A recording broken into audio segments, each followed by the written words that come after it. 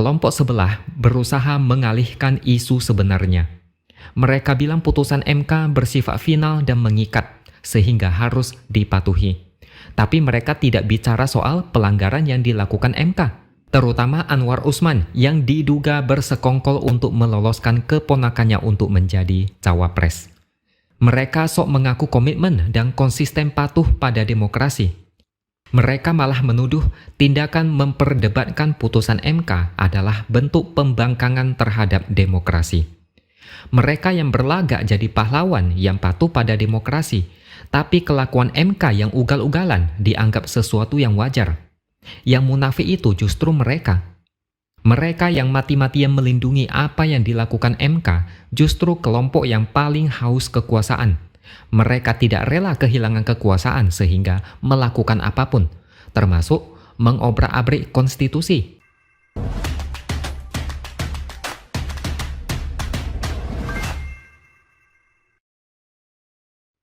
Halo, bertemu lagi dengan saya, X Hardy di Opini SeaWorld. Seperti yang saya bilang sebelumnya, ada yang sudah sangat panik ketika MK terus dibombardir dan isu politik dinasti terus digoreng sampai gosong. Kalau ini terus digoreng sampai berlarut-larut, yang rugi adalah Prabowo. Sebenarnya, dulu ada kabar Prabowo mulai melirik cawapres lain ketika Gibran ditolak habis-habisan oleh publik karena ulah MK. Tapi pada akhirnya Prabowo tetap memilih Gibran. Meskipun saya merasa Prabowo agak dilema dan agak terpaksa. Ada semacam tekanan yang besar yang mengharuskan dia untuk memilih Gibran.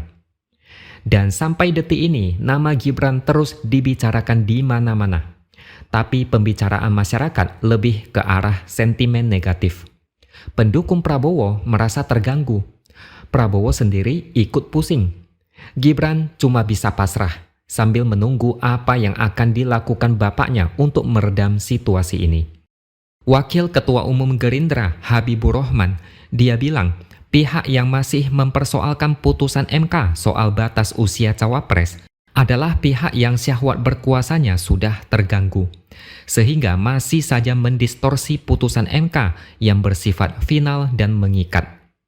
Dalam setiap putusan MK, pasti ada pihak yang suka dan tidak suka. Ada yang mengkritik karena kepentingannya terganggu, karena keinginan berkuasa sudah terganggu. Dia menyebut mereka ini sebagai orang munafik. Ini benar-benar parah benar. 16 guru besar menggugat MK. Apakah karena mereka gila berkuasa? Mereka itu akademisi yang paham dengan apa yang mereka gugat.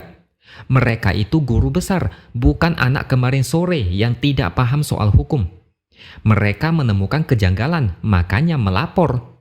Jadi apakah maksud Habibur Rahman 16 guru besar itu munafik? Atau mereka itu orang amatir yang tidak tahu hukum? Saya sudah sering kali bilang, kelompok sebelah berusaha mengalihkan isu sebenarnya.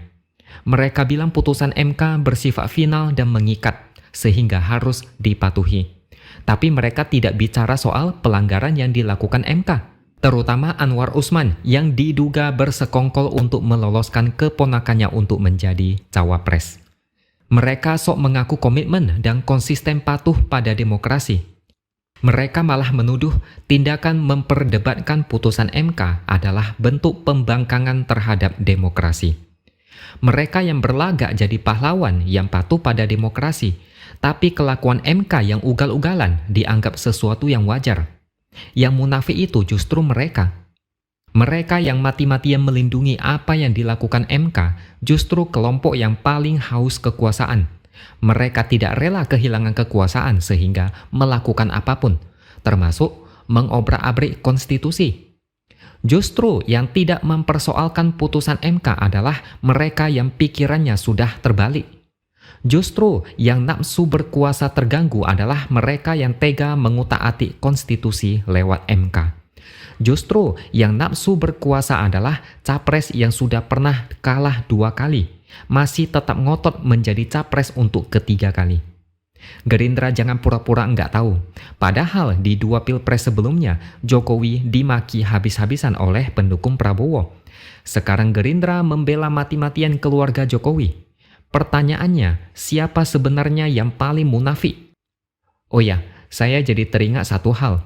Habibur Rahman ini pertama kali saya kenal ketika saat itu heboh dia tersesat di Simpang Susun Semanggi yang baru diresmikan. Dia yang tersesat, terus dia yang salahkan Ahok. Dia bilang Simpang Susun Semanggi terlalu biasa, terlalu sederhana, tidak ada yang istimewa, tidak usah terlalu melebih-lebihkan. Kalau memang sangat sederhana, tapi kenapa dia bisa sampai tersesat? Biasanya tersesat itu karena jalannya rumit dan kompleks. Berarti ada yang aneh dengan pola pikirnya. Tukang nyinyir biasanya memang seperti itu. Makanya jangan heran Habibur Rahman ngomong terbolak-balik soal putusan MK ini. Putusan MK bermasalah. Dia malah bilang harus dipatuhi karena bersifat final dan mengikat. Kalau masih ribut-ribut, artinya munafik dan nafsu berkuasa terganggu. Mungkin dia harus keliling Simpang Susun Semanggi 100 kali supaya logikanya lancar. Selain itu, dia juga bilang memang ada pihak yang menolak putusan MK, tapi dia melihat ada lebih banyak yang setuju dan mendukung keputusan MK. Putusan MK disambut dengan sujud syukur. Inilah akibat terlalu sering melihat Prabowo sujud syukur saat tahu hasil quick count. Hasil survei malah menunjukkan apa yang dilakukan Gibran adalah bentuk dari dinasti politik. Dan itu adalah ulah dari MK. Bagaimana bisa lebih banyak masyarakat yang mendukung dinasti politik? Sudahlah, jangan bolak-balik fakta dan membohongi masyarakat dengan pengalihan isu. Jangan dipikir semua orang itu bodoh. Yang haus berkuasa itu adalah orang-orang yang terlibat dalam politik dinasti. Lihat saja partai politik, elit partai yang dulunya anti politik dinasti, sekarang malah berubah. Lihat saja cuitan lawas dari Fahri Hamzah dan Fadli John. Lain dulu, lain sekarang. Begitu juga dengan partai PSI yang pernah mengkritik keras Prabowo, bahkan pernah kasih piagam kebohongan terlebay. Sekarang mereka semua malah satu gerbong koalisi. Memang sangat disayangkan ada kelompok yang ngotot memaksakan anak di bawah umur untuk menjadi cawapres sampai harus menghancurkan wibawa MK. Bukan cuma itu saja, mereka malah membela mati-matian dengan jurus menjilat. Dengan satu kalimat, putusan MK harus dipatuhi. Mereka meminta masyarakat memaklumi, menerima kenyataan dan move on. Sedangkan mereka tertawa senang karena berhasil melampiaskan ambisinya. Coba kita pikir-pikir lagi. Prabowo punya nafsu berkuasa. Nafsunya sangat besar. Kalah 2 kali masih tetap mau nyapres. Sedangkan cawapresnya, umur masih belum cukup, tapi dibantu dengan sebuah kalimat dalam konstitusi dan loloslah dia menjadi cawapres. Dua-duanya sangat ambisius dan nafsunya kelewat batas. Kalau rakyat tidak protes dan melawan, negara ini nanti bakalan tidak baik-baik saja. Hanya dengan modal menambahkan kalimat ke dalam undang-undang atau konstitusi, ambisi apapun bisa digolkan. Suatu hari nanti, bukan cuma MK yang diganti nama jadi Mahkamah Konstitusi, tapi negara ini pun bisa diubah menjadi milik keluarga sendiri.